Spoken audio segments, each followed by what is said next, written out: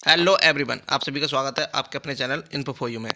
जैसे कि आप सभी पता है, आपका सीटेट की परीक्षा जो है 21 जनवरी को होने जा रही है। तो उससे संबंधित ही हम आपको तो बताएंगे किस तरह से आपको परीक्षा में किस तरह से आपको पास होना है। तो कैसे ही मैंने अपना इस देखा था 120 प्लस मार्क्स आए थे और एक तरह से किस तरह की इसकी ट्रिक काम करती हैं। तो बिना देरी के आपको हम बताने जा रहे हैं किस तरह से आपको सीटेट पास करना है। सबसे पहले मैं आपको अपना रिजल्ट दिखा दूँ। देखिए, मैंने किस तरह से आपको 121 मार्क्स इसमें PRT में किए थे और जूनियर में 112। तो ये इस तरह से मैंने क्या ट्रिक अपनाई थी और किस तरह से मैंने कम समय में इतने मार्क्स गेन किए थे। तो इसी तरह की ट्रिक मैं आपको बताने जा रहा हूँ। तो आप सभी को मैंने दिखाई दिए किस तरह से मैंने 121 नंबर अपने प्राइमरी में और जूनियर में 112 नंबर लाए थे। तो आप भी अब एक तरह से अगर इस ट्रिक पे काम करते हैं तो आप भी परीक्षा पास कर सकते हैं। तो सबसे पहले आपको क्या करना है, अगर आपको अच्छे अंक बनाने हैं तो आपको ये काम करना होगा। सबसे पहले बालक को कभी गलत नहीं हो सकता, बालक को कभी गलत नहीं मानना है। कहीं भी अगर आपको बालक के बारे में गलत बताया गया है तो बालक गलत नहीं है, बल्कि क्या है, पूरी शिक्षा व्यवस्था ही गलत है और आपको पढ़ाने का तरीका गलत है। जो भी शिक्षा पढ़ा रहा है उसका तरीका गलत है। तो बच्चा कभी गलत नहीं है। दूसरा चीज़ है, आपके इसमें फैक्टर करते हैं सकारात्मक और नकारात्मक चीज़ें। सकारात्मक चीज़ें क्या क्या होती हैं, इस तरह से हम देख लेते हैं।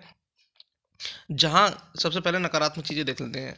तो नकारात्मक सबसे पहले जहाँ रटने या याद करने की ट्रिक हो, एक तरह से दिमाग बैठा ले, वो नकारात्मक बिंदु है। इसमें बच्चे की ओर कभी नहीं ले जाना है, मतलब बच्चे को कभी कभी रटवाना नहीं है, याद नहीं कराना है, बल्कि उन्हें क्या करना है, समझाना है, उन्हें समझ में आना चाहिए। दूसरा पॉइंट है, इसमें शिक्षार्थियों को कभी दंड नहीं देना है। ठीक है, दंड देने से बच्चा जो है एक तरह से क्या होता है, थोड़ा दूर चला जाता है और वो एक तरह से आपकी शिक्षा व्यवस्था से अलग हो जाता है। तो ये तो बच्चों को दंड नहीं देना है, बल्कि उन्हें बार बार समझाना है। तो यही इस तरह के क्वेश्चन बनेंगे। और तीसरा है, अलगाव के विद्यार्थी योग्यता के आधार पर उनके ग्रुप बनाने की बात हो रही है तो ये नहीं करना है। यानी बच्चों को कभी भी उनमें अलगाव नहीं लाना है, अलगाव की स्थिति उन्हें पैदा नहीं करनी है। अगर प्रश्न में कहीं भी आता है इस तरह का तो आपको ये नहीं करना है।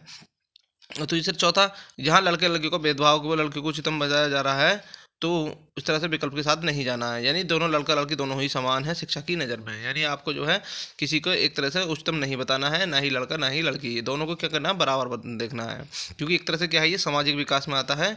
और इस तरह से आपको ये एक तरह से इस तरह का कुछ नहीं करना है कि लड़का श्रेष्ठ है या लड़की श्रेष्ठ है, दोनों ही क्या है, शिक्षक की नज़र में बराबर हैं। 5.6 विकल्प में सिलेबस को पूरा कराना, यानी किताबी ज्ञान पर बल दिया जा रहा है। यानी किताबी ज्ञान पर बल नहीं देना है, आपको किस तरह देना है, संपूर्ण ज्ञान पर बल देना है और वास्तविक जीवन से जोड़कर चलना है। 6 पॉइंट, विद्यार्थी को अनुशासन स्थापना की बात हो रही है तो विकल्प के साथ नहीं आना है। यानी विद्यार्थी को क्या है, अनुशासन स्थापना नहीं करानी है। बच्चा अभी छोटा है, उसको जो है अनुशासन का कुछ नहीं पता होता है। तो आपको जो बच्चे के साथ जो है अनुशासन का स्थापन नहीं करना है। नेक्स्ट, जिस विकल्प में व्याख्यान विधि है, हाँ, तो व्याख्यान विधि क्या होती है, जिसमें क्या होता है, केवल बच्चा सुनते हैं और टीचर व्याख्यान करते हैं। तो ये केवल बच्चे जो उसमें क्या होते हैं, निष्क्रिय रहते हैं और टीचर जो है सक्रिय रहता है। तो ये नहीं करना है, ये विधि जो बच्चों के लिए उपयुक्त नहीं है।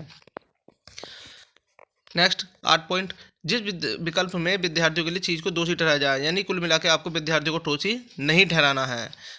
मैंने बताया था पहले पॉइंट में, क्या होती है, शिक्षा व्यवस्था फेल होती है या फिर टीचर का पढ़ाने का तरीका फेल होता है, बल्कि बच्चा फेल नहीं होता। बच्चा गलती करता है तो बच्चे गलतियों से सीखते हैं। नेक्स्ट, जिस विकल्प में अंक व ग्रेड देने में केवल परीक्षा, यहाँ भी केवल वर्ड होगा, वो नहीं करना है। केवल क्या है, एक तरह का निगेटिव वर्ड है। केवल में केवल एक ही चीज़ की बात होती है, बल्कि शिक्षा व्यवस्था क्या होती है, एक तरह से संपूर्ण, यानी कि सर्वांगीण विकास करना होता है। नेक्स्ट 10 पॉइंट, यदि किसी बालक को अनुत्तीर्ण करने की बात हो रही है तो उसे कक्षा में रोकने की बात हो रही है तो समझ जाना है कि ये गलत है। क्योंकि बच्चों को हमें कभी फेल नहीं करना है, बच्चों को कभी हमें रोकना नहीं है।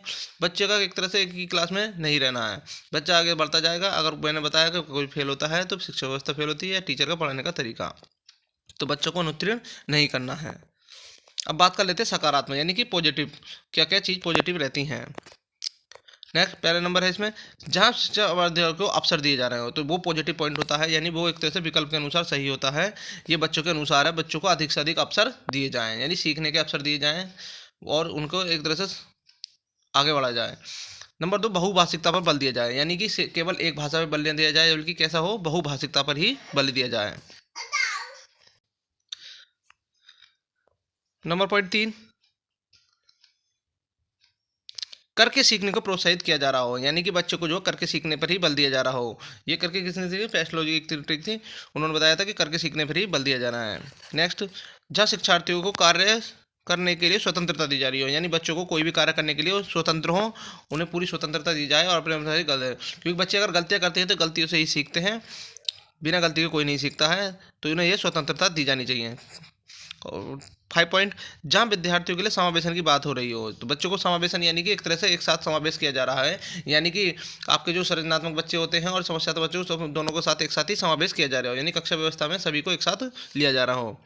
तो एक तरह से ये पॉजिटिव सकारात्मक पॉइंट है।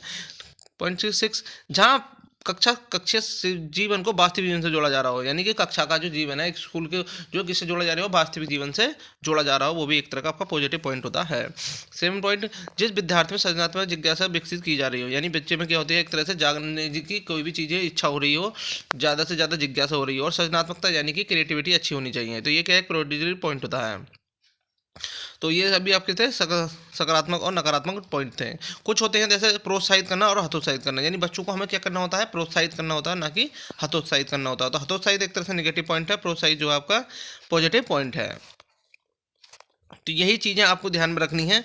इन्हीं से ही आपका जो है एक तरह से सेरा पेडागोजी का पोर्शन हो जाएगा, और बाकी आप सभी को जो है आपका जो थोड़ा और पोर्शन होता है तो वो आपको एक्स्ट्रा हो ही जाएगा, क्योंकि इसमें नेगेटिव पॉइंट नहीं होता है, इसमें आप अच्छा स्कोर कर सकते हैं। तो इसी चीज़ पे आपको ज़्यादा फोकस रखना है, जिससे आपका अच्छे से अच्छा स्कोर हो जाएगा। और बाकी आप जो सबसे मेन इसमें फैक्टर करता है वो होती है इसकी प्रैक्टिस, यानी सीटेट की आपको प्रैक्टिस करनी है, जो भी प्रीवियस क्वेश्चन होते हैं, प्रीवियस क्वेश्चन के आधार पर आप इसको अध्ययन कर पाते हैं, और इसे अच्छे से अच्छे क्वेश्चन आपको हल करने की आसानी हो जाती है। तो आपके पास अभी भी समय है 6-7 दिन का, आप इसमें तैयारी कीजिए और अपना बेस्ट दीजिए, जिससे आपका अच्छे से अच्छा स्कोर हो। और आप सभी से अनुरोध है, चैनल पहली बार आए तो चैनल को सब्सक्राइब कर लिए। धन्यवाद।